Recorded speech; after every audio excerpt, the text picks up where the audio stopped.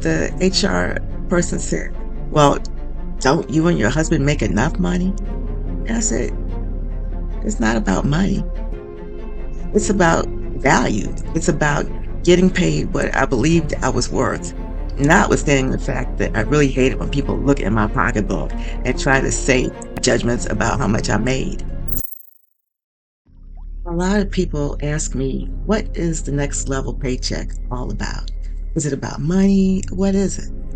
I'm glad you asked.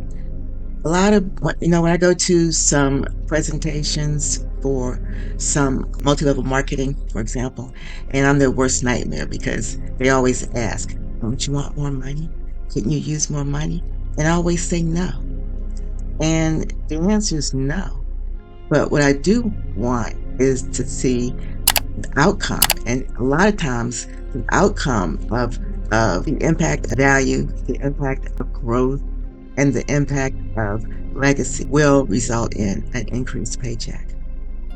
But it hasn't always been that way for me. I was in a weapons systems program, development program, and I was the first woman and the first Black person in the program. Well, I got to the program. I knew nothing about weapons systems. I came in as a GS9, I believe, 9 or 11 mathematician. And the program would take me around and give me presentations and briefings. And I was at a point in my career where I didn't want to sit back and hear. I wanted to roll up my sleeves and do. So I didn't believe that I was getting the benefit of value, growth, and legacy there. For example, I was very good at analytics and conceptual thinking and things like that, but not very good at sitting back and learning by hearing presentations and PowerPoints. I would rather look at them and read them. I'm a kinesthetic type learner. And so this was all about listening. So number one, it wasn't my learning style at all.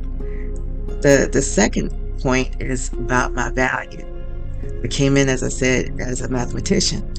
Well, I can't remember who the president was at the time, but the president decided that engineers needed to be better represented in the workforce, and it was very difficult to hire engineers. And so in order to hire engineers, he raised the pay rate of engineers. So I said, well, how come I can't be an engineer? I had all the qualifications. I had the mathematics, I had the physics, I had everything.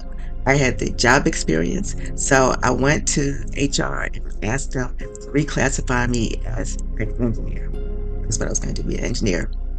And so then the HR person said, well, don't you and your husband make enough money? And I said, it's not about money. It's about value. It's about getting paid what I believed I was worth. Notwithstanding the fact that I really hated when people look at my pocketbook and try to say judgments about how much I made. So that was annoying in and of itself. So the other thing is, in this particular job assignment, is that I didn't feel like I could grow.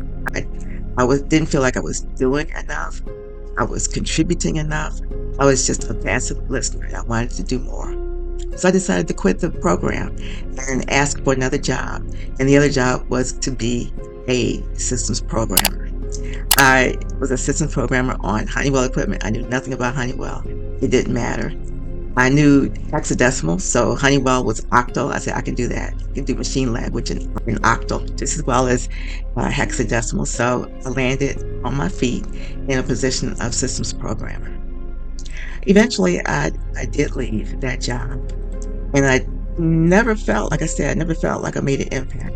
Well, 25 years later, I realized I made an impact, and I never knew it.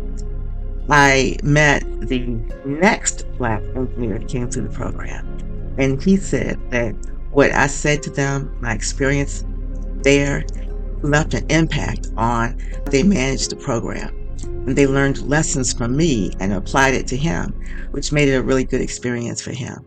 I want to say a little bit more about value and how you measure that. How do you measure it? Right. I'm reminded of the parable in the Bible of the unprofitable servant.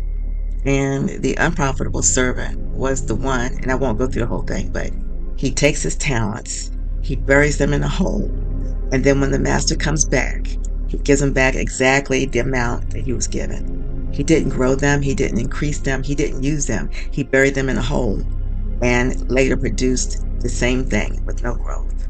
Well, your value and your growth means that you take your skills, your gifts, whatever they are, and you increase them. You increase them to have impact. You increase them to have value. You increase them to help somebody else. It may result in money, and it often does, and perhaps should, but it really is about your impact and your value. Well, Linda, what if you're in a job where you're not really using your gifts, using that? Well, you can still do that. You can find a volunteer experience, which is one of the things that I did. I looked at went and found a volunteer experience where I could use my talents, and I'll talk about some of those experiences later. But volunteer experiences that I had really added a lot of benefit to my career. My mother always drilled in me the notion that I should be a leader. And I got to tell you, growing up as an elementary school student, I had no idea what this meant. Really, I didn't. But when I look back, I can see that I was being a leader. Except the time that Francine Jackson beat me in a 50-yard dash. I was very upset about that. I still am, really. But being a leader doesn't mean that you win the race all the time. Being a leader means that people are following you and you have a direction that you're going into. And perhaps using that definition, I was a leader my whole life. One position, I was acting CIO of an organization, and I got to tell you, it was a hard gig, very hard gig. And so I got some advice from a former CIO, Chief Information Officer, and I said, I was trying to do this, I'm trying to do that, I'm trying to do that, and I can't. And so he gave me some great advice, which I'll give you. Find a way to make yourself useful. Just find a way. And I did.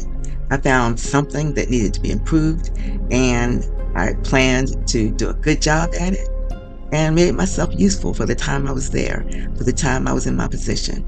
So you may be frustrated where you are. You don't feel like you're contributing. You don't feel anything. Find a way to make yourself useful. Or if there's no way to make yourself useful, find a way to get a volunteer position outside of your job and make yourself useful. And look at that impact, growth, and value, and how you add that to yourself and to your career.